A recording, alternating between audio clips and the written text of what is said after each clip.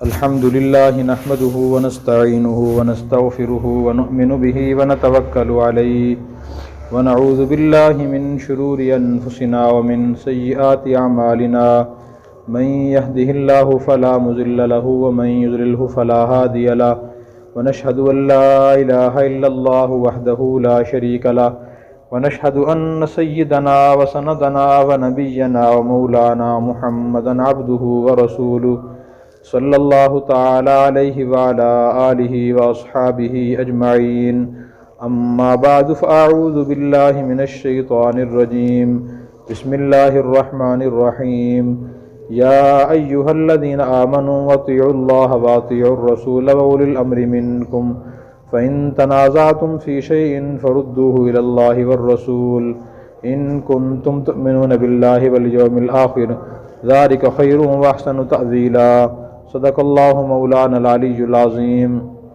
میرے محترم بھائیوں اور دوستو، گزشتہ جمعے ہم نے اختلاف کے کچھ آداب بیان کیے تھے کہ زندگی میں ہر انسان دوسرے سے اختلاف ہو جاتا ہے، رائے کا اختلاف ہو جاتا ہے، تو اگر اختلاف ہو جائے تو پھر اس کے آداب کیا ہیں۔ ہم نے بتایا تھا کہ مخالف کتنا ہی بڑا گناہ گار کیوں نہ ہو تب بھی انسان اس سے نرمی سے بات کرے۔ اللہ کے انبیاء علیہ السلام اپنے مخالفین سے نرمی سے بات کرتے تھے۔ دوسری بات یہ بتائی تھی کہ دوسرا ادب یہ ہے کہ انسان اپنے مخالف پر جھوٹے الزام نہ لگائے۔ جھوٹے الزام لگاتا ہے تو خود اللہ کے ہاں گناہ گار ہوتا ہے اور دنیا میں اس کی سزا ملتی ہے۔ اسی طرح آج یہ بتائیں گے کہ آیت کی روشنی میں اگر اختلاف رائے ہو جائے تو پھر اس کو حل کیسے کیا جائے۔ اتفاق اچھی چیز ہے، قرآن کریم اور حدیث میں اس پہ زور دیا گیا ہے کہ مسلمان متفق ہو کے رہیں، اور لوگوں میں مشہور بھی ہے اتفاق میں برکت ہے۔ اتفاق اچھی چیز ہے، اس کے لیے مثالیں مشہور ہیں کہ دیکھیں یہ اگر انگلیاں کھلی ہوئی ہیں، علیحدہ علیحدہ ہیں، تو یہ ان کے ٹوٹنے کے چانس امکانات زیادہ ہیں۔ اگر یہ اکٹھی ہو جائیں، بند مٹھی بن جائے، اس میں بڑی طاقت ہوتی ہے۔ مختلف مثالیں ہیں، تو اتفاق سے کسی کو انکار نہیں ہے۔ اگر اختلاف رائے ہو جائے تو پھر اس وقت کیا اس کو اختلاف ختم کیسے کیا جائے؟ تو قرآن کریم اور دین ہمارا کیونکہ جامع ہے، مکمل ہے، اس میں ہر مسئلے کا حل ہے۔ تو اللہ تعالیٰ نے اس کا حل بیان فرمایا۔ میں نے آپ کے سامنے سورہ نساء کی آیت نمبر 59 تلاوت کی ہے۔ اس کا میں ترجمہ عرض کرتا ہوں، تشریح عرض کرتا ہوں۔ اللہ تعالیٰ ارشاد فرما رہے ہیں، یا ایھا الذین آمنوا اطیعوا اللہ واطیعوا الرسول، اے ایمان والو تم اللہ کی اطاعت کرو اور بات مانو، اور اللہ کے رسول کی بات مانو۔ نمبر 2، وَأُولِي الْأَمْرِ مِنْکُم، جو تم میں سے حکم والے ہیں، جن کو اللہ نے حکم دینے کا اختیار دیا ہے، تو ان کی بات مانو۔ مفسرین نے فرمایا اس مراد حکمران ہیں اور علماء ہیں۔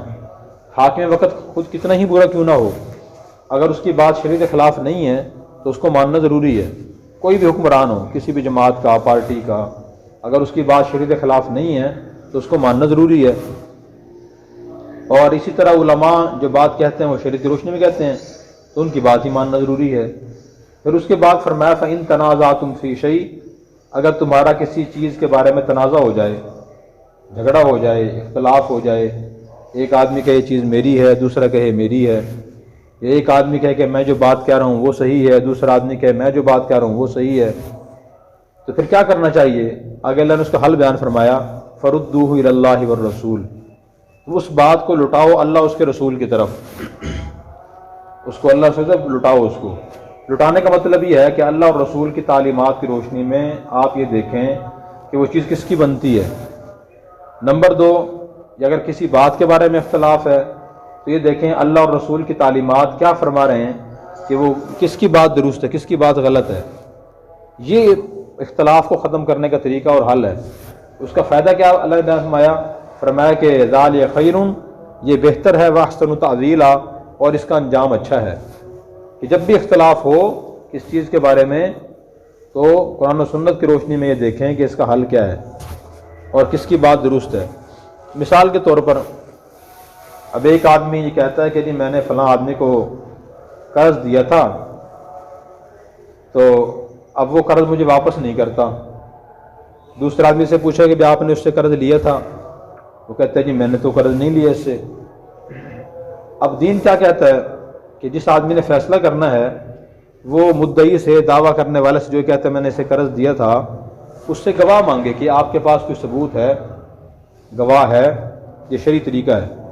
نبی کریم صلی اللہ علیہ وسلم بیان فرمایا البیۃ علی المدعی والیمین علی من انکر، کہ جو آدمی دعویٰ کر رہا ہے وہ کتنا ہی معتبر ہو، کتنا ہی وہ دیندار ہو، حاجی صاحب ہوں کہ مولوی صاحب ہوں، بزرگ ہوں، نمازی ہوں، اگر وہ دعویٰ کر رہے ہیں اور جس کے خلاف دعویٰ کر رہے ہیں وہ کہتے ہیں کہ ان کا دعویٰ جھوٹا ہے، تو مدعی سے گواہ مانگا جائے گا، آپ گواہ پیش کریں۔ اگر وہ گواہ پیش کر دیتے ہیں پھر دیکھا جائے گا کہ یہ گواہ سچے بھی ہیں یا نہیں، معاشرے میں ان کا کردار کیا ہے۔ اگر لوگ گواہی دیتے ہیں کہ جی بہت نیک آدمی ہیں، اچھے لوگ ہیں، جھوٹ نہیں بولتے، تو پھر ان کی بات سچ سمجھی جائے گی، اور جس کے خلاف دعویٰ ہے اسے کہا جائے کہ بھی آپ کو پیسے دینے پڑیں گے، آپ کے خلاف جو شرعی طریقہ تھا اس طریقے سے ثبوت آ گیا، اب پیسے آپ کو دینے ہیں، خواہ جس کے خلاف دعویٰ کتنے ہی نیک آدمی کیوں نہ ہو۔ یہ شرعی کا طریقہ ہے، اللہ رسول کی تعلیم ہے۔ اگر اس طرح کریں گے اختلاف ختم ہو جائے گا، لڑائی ختم ہو جائے گی۔ اور اگر مدعی کے پاس کوئی گواہ نہیں، کوئی ثبوت نہیں ہے، اور آدمی کہتا ہے جی میں نے تو اعتماد کی وجہ سے، دوست ہونے کی وجہ سے، رشتہ دار ہونے کی وجہ سے میں نے تنہائی میں پیسے دیے تھے، میں نے کچھ تحریر لکھوائی نہیں، لوگوں کے سامنے نہیں دیے، اکثر ایسا بھی ہو جاتا ہے، ایک آدمی خفیہ طریقے سے دیتا ہے، خفیہ طریقے سے لے لیتا ہے اعتماد کی وجہ سے، لیکن چونکہ اس صورت اختلاف ہو گیا، اب جو دعویٰ کر رہا ہے اس کے پاس کوئی دلیل نہیں، کوئی گواہ نہیں، کوئی ثبوت نہیں ہے، اب اللہ جانتا ہے کہ ان میں سے کون جھوٹا ہے، لیکن فیصلہ یہ کیا جائے گا کہ جو آدمی منکر ہے اس کے خلاف کوئی ثبوت نہیں ہے، اس سے قسم اٹھوائی جائے۔ اگر وہ قسم اٹھا لے کہ جی میں نے اس کے پیسے نہیں دینے، یہ میرے پاس کی چیز امانت نہیں ہے، تو فیصلہ اس کے حق میں ہوگا اور وہ بات وہیں ختم کر دی جائے گی۔ اب دیکھیں یہ اللہ اور اس کے رسول نے اختلاف کو ختم کرنے کا بہترین طریقہ بتایا ہے، معقول بھی ہے۔ اب صحابہ کرام کا نبی کریم صلی اللہ علیہ وسلم نے یہی ذہن بنایا تھا، جب بھی ان میں اختلافات ہوتے تھے اور اختلاف ہو جاتے تھے، جیسے انسانوں کی شکلیں مختلف ہیں، صورتیں مختلف ہیں، ان کے خیالات بھی مختلف ہوتے ہیں، تو اختلاف رائے وہاں ہو جاتا تھا۔ ایک تو اس اختلاف کو دشمنی نہیں سمجھتے تھے کہ فلاں شخص نے میری رائے کے خلاف رائے کیسے دے دی اور کیوں دی، ایسے نہیں سمجھتے تھے، بلکہ وہ سمجھتے تھے کہ اس سے بھی حق اور اختیار ہے، جیسے میں نے ایک رائے پیش کی ہے وہ بھی رائے پیش کر سکتے ہیں، اگر چھوٹے ہیں پھر بھی رائے پیش کر سکتے ہیں، اختیار ہے۔ نبی کریم صلی اللہ علیہ وسلم بھی صحابہ سے مشورہ فرمایا کرتے تھے کہ بتائیں یہ کام کیسے کریں، تو صحابہ کرام مختلف رائے دیتے تھے۔ آپ کو پتہ چلا کہ مشرکین مکہ 10,000 کا لشکر لے کر مدینہ پہ حملہ کرنے کے لیے آ رہے ہیں، تو آپ نے اپنی رائے سے فیصلہ نہیں فرمایا، اگر آپ فرما رہے تو پھر فیصلہ درست ہوتا، لیکن آپ نے صحابہ کرام جمع فرمایا اور ان سے پوچھا کہ بتائیں آپ کی کیا رائے ہے، کیسے دفاع کریں۔ جیسے چھوٹوں کی حوصلہ افزائی تھی، آپ کا یہ طرز عمل تھا، تو اس میں سبق ہے بڑے کے لیے کہ وہ گھر کا سربراہ ہو یا کسی ادارے کا سربراہ ہو تو وہ لوگوں سے مشورہ کرے، پوچھیں بھئی یہ کام کیسے کیا جائے۔ بعض لوگ کہتے ہیں بس جو میں نے کہہ دیا وہ حرف آخر ہے، بس جو میں نے کر دیا وہ ہو گیا، بس وہ بس کسی کو بولنے کی اجازت نہیں ہے، تو یہ تکبر کی علامت ہے۔ انبیاء علیہ السلام کا یہ طریقہ نہیں تھا، وہ مشورہ کرتے تھے۔ تو حضور نے مشورہ فرمایا کیا کیا جائے، تو ایک صحابی نے مشورہ دیا کہ یا رسول اللہ میری رائے یہ ہے کہ دشمن کو مدینہ میں داخل ہونے دیا جائے اور مدینہ کی گلیوں میں ہم ان سے جنگ کریں گے، بچوں اور عورتوں کو مکانوں کی چھتوں پہ چڑھا دیں گے، وہ اوپر سے پتھراؤ کریں گے، تو اس طرح دشمن کو ناکامی اور شکست ہوگی۔ آپ نے فرمایا آپ کی رائے اچھی ہے۔ پھر آپ نے پوچھا دوسرے صحابہ کرام سے بتائیں آپ کی رائے کیا ہے، انہوں نے اور رائے دی، انہوں نے کہا جی میری رائے یہ ہے کہ مدینہ سے باہر نکل کر جنگ کرنی چاہیے، کچھ نے کہا مدینہ میں کے اندر رہ کے جنگ کرنی چاہیے۔ حضرت سلمان فارسی رضی اللہ عنہ نے عرض کیا کہ میری رائے یہ ہے مدینہ کے باہر خندق کھود دینی چاہیے تاکہ دشمن مدینہ میں داخل نہ ہو سکے، ہماری تعداد کم ہے، ہمارے پاس وسائل کم ہیں۔ پھر انہوں نے بتایا کہ ایران میں جب دشمن حملہ کرتا تھا تو ہم ایسے ہی کرتے تھے، ہمیں فتح حاصل ہوتی تھی۔ تو دیکھیں آپ نے سب سے رائے لی ہے، اور پھر جن صحابہ کرام نے رائے دی ہے تو ان کی آپ نے قدر فرمائی۔ حضرت سلمان فارسی رضی اللہ عنہ باقی امت سے تو افضل ہیں، جتنی بھی امت میں اولیاء غوث کتب سب سے افضل ہیں، لیکن صحابہ کرام میں بہت اونچا مقام ان کا نہیں تھا، جیسے خلفائے راشدین تھے، بدری صحابہ کرام تھے، تو ویسا کہ ان کا مقام نہیں تھا، تو لیکن ان کی بات معقول تھی، آپ نے ان کی بات کو اہمیت دی اور اس پر آپ نے عمل فرمایا۔ تو اس سے یہ بات سمجھ آتی ہے کہ انسان دوسروں کی رائے کو تسلیم کرے اور ان کا مذاق نہ اڑائے، حقیر نہ سمجھے، اور اختلاف کرنے والوں کو دشمن نہ سمجھے۔ اور دوسری بات یہ معلوم ہوئی کہ جب بھی کوئی اختلاف کی بات ہو، قرآن و سنت روشنی میں اس کا حل کرنے کی کوشش کریں۔ صحابہ کرام ایسے ہی کرتے تھے۔ نبی کریم صلی اللہ علیہ وسلم کی وفات ہوئی تو آپس میں مشورہ کیا کہ جی نبی کریم صلی اللہ علیہ وسلم کہاں دفن کیے گئے؟ جو مدینہ کے انصار صحابہ کرام تھے ان کی رائے تھی مدینہ میں دفن کیا جائے، آپ کی رہائش یہیں تھی، یہیں آپ کی وفات ہوئی ہے۔ جو مہاجرین تھے مکہ ہجرت کر کے آئے تھے تو انہوں نے رائے یہ دی کہ نہیں، آپ کو مکہ میں دفن کرنا چاہیے، اس لیے کہ آپ کا آبائی شہر مکہ تھا، اور یہاں تو آپ اس لیے آئے تھے کہ وہاں کے لوگوں نے آپ کو پریشان کیا تھا۔ اب تو مکہ فتح ہو گیا، وہاں بھی اسلامی حکومت ہے اور وہیں آپ کو دفن کرنا چاہیے۔ اب دو رائے سامنے آئیں، فیصلہ کیسے ہوا؟ ایک صحابی نے فرمایا کہ میں نے نبی کریم صلی اللہ علیہ وسلم سے سنا تھا کہ اللہ قانون یہ ہے کہ جس نبی کی جہاں وفات ہوتی ہے انہیں وہیں دفن کیا جاتا ہے، یہ آپ صلی اللہ علیہ وسلم نے ارشاد فرمایا تھا۔ لیکن جب آپ کے ارشاد سامنے آیا تو انہوں نے کہا جی ٹھیک ہے، جب آپ کے ارشاد سامنے آ گیا عمل اس کے مطابق ہی ہوگا۔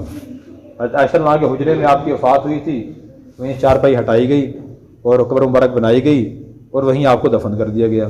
یہ بہت بڑا اصول ہے، اس سے انسان کا تکبر بھی ختم ہوتا ہے، انا بھی ختم ہوتی ہے، ضد بازی ختم ہوتی ہے، اور مسئلہ حل بھی ہو جاتا ہے کہ انسان اس بات کو ذہن نشین کر لے کہ جو بھی ہمارے گھر میں، خاندان میں، آپس میں اختلاف ہوگا، ہم قرآن و سنت کا اس کا حل کرنے کی کوشش کریں گے۔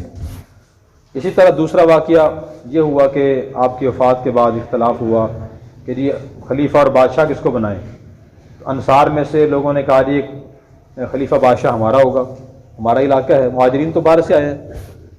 اور جو مہاجرین تھے انہوں نے کہا جی ہم حضور صلی اللہ علیہ وسلم کے ساتھ آئے تھے تو ہم میں سے خلیفہ ہوگا۔ دوسری رائے یہ سامنے آئی کہ جی ایک خلیفہ چلے انصار میں سے ہو جائے اور ایک مہاجرین میں سے ہو جائے، دو بادشاہ بنا لیتے ہیں۔ تو پھر ایک صحابی نے رائے دی کہ دیکھیں نبی کریم صلی اللہ علیہ وسلم نے اپنی زندگی مبارک کے آخری ایام میں ابوبکر صدیق رضی اللہ عنہ کو مصلی پہ کھڑا کیا اور امام بنایا تھا، اور دینی کاموں میں سب سے اہم کام نماز ہے۔ جب اس کام میں نبی کریم صلی اللہ علیہ وسلم نے ابوبکر رضی اللہ عنہ کو آگے کر دیا، دنیا کا سب سے اہم کام خلافت ہے، تو ہمیں آپ کا اشارہ سمجھ لینا چاہیے اور خلافت کے لیے خلیفہ ابوبکر کو بنا لینا چاہیے۔ اب دیکھیں آپ کا طرز عمل دیکھا ہے تو باقی حضرات خاموش ہو گئے۔ جب آپ کا طرز عمل سامنے آ گیا اور اس سے ہمیں اشارہ مل رہا ہے تو اپنی بات ختم کر دینی چاہیے، ختم کر دی، ابوبکر رضی اللہ عنہ خلیفہ بن گئے۔ اسی طرح اور بھی اگر میں واقعات بیان کروں تو بہت وقت ہو جائے گا۔ جن صحابہ کرام ساری زندگی بتاتی ہے ہمیں کہ جب بھی اختلاف ہوتا ہے تو دیکھتے رہے کہ دین اس بارے میں کیا کہتا ہے۔ اختلاف لڑائی کی شکل کا بھی اختیار کرتا ہے، جب ہر آدمی یہ کہتا ہے جیسے میں کہہ رہا ہوں ویسے کرو، تو دونوں کی رائے کا عمل تو ہو نہیں سکتا، اس وجہ سے لڑائی ہوتی ہے۔ اس لیے ہم خود بھی اپنے ذہن میں بات بٹھائیں، اپنے گھر والوں کو، دوست احباب کو، رشتہ داروں کی بات بتائیں کہ بھی اللہ تعالیٰ یہ فرما رہے ہیں جب بھی تمہارا کسی کام میں اختلاف ہو جائے، کس چیز میں اختلاف ہو جائے تو اس کا حل دین کی روشنی میں دیکھیں، اس بارے میں دین کیا کہتا ہے، اور جو حل سامنے آئے وہ انسان اپنا لے، خواہ اس کے مزاج خلاف ہو اور اس کے مطابق نہ ہو۔ اگر وہ اپنائے گا تو اس کا فائدہ اللہ تعالیٰ بیان فرما رہے ہیں، ذالک خیر، یہ خیر اور بہتر ہے، واحسن تأویلا، اور اس کا انجام اچھا ہے۔ اللہ تبارک و تعالیٰ مجھے اور آپ کو قرآن کریم اور دین سے محبت نصیب فرمائے اور ان کے اصولوں کو اپنانے کی توفیق عطا فرمائے۔ وآخر دعوانا الحمدللہ رب العالمین۔ سنتیں ادا فرما لیں۔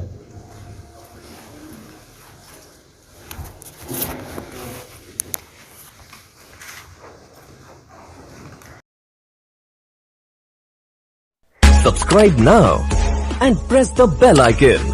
Never miss an update.